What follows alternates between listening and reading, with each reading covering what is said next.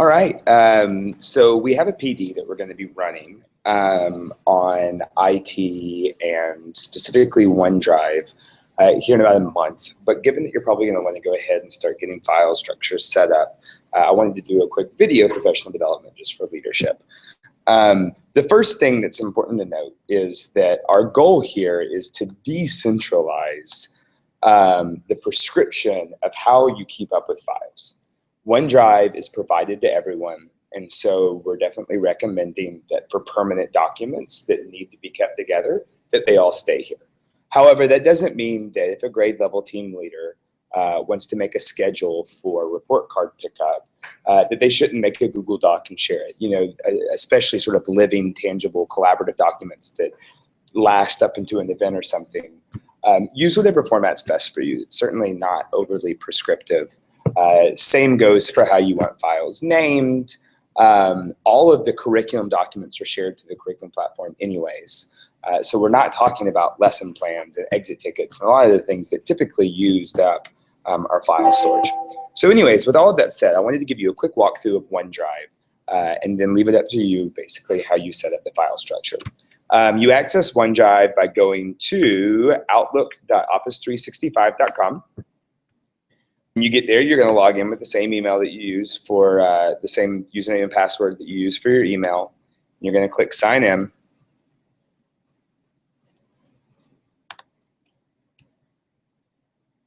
It's going to load up, and here we are. So I've got my email here. I can go up in the top left-hand corner, and you'll see all of your different apps that are available to you for free, which includes Word, Excel, and PowerPoint, all online. PowerPoint online especially is awesome if you're collaborating. So we're going to go to OneDrive. A cool thing about OneDrive is any email attachment you get, instead of like downloading it and opening it, there's now an option in your email. Let me see if I have an email with an attachment in it real quickly. That lets you open that attachment. So here's an email that Liz sent out. Instead of downloading it, I can just save it to OneDrive. And it'll put it in my OneDrive account. So then when I go there,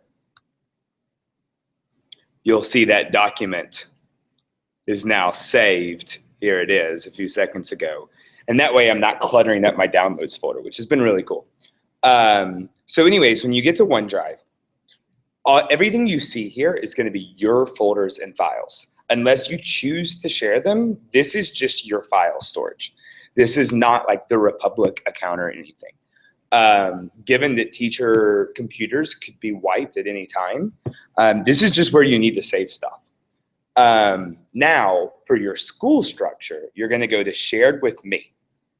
And when you go to Shared with Me, you'll see any files and folders that have been shared with you, which will include these folders here. So LCA folders have been shared with Annie and Green and Rocky, NACS with Deisler and Rocky.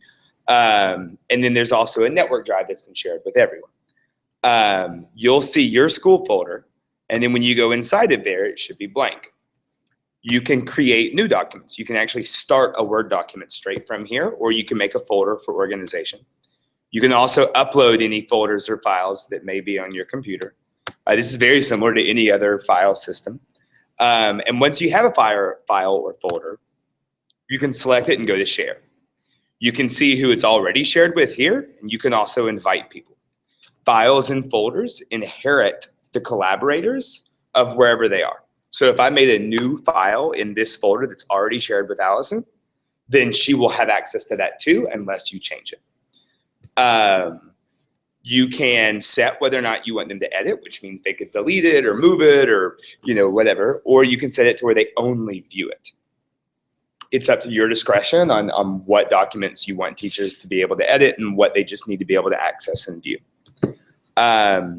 You can easily, I love the recent. This is really helpful to just like quickly, keep up with like the most recent documents. It doesn't matter what file or folder they're in. This is just going to show you the most recent documents that have been modified by you. And then there's a couple of other things. You can set up custom groups. So if you wanted to set up each grade level as a group, and when you do custom groups, it's going to save those for your email. for your drive, for your contacts list. So you can share a file or folder with an entire group with one click, which is pretty helpful. So anyways, when you do that, it looks like it's taking me to my email. And then from here, it opens up create a group.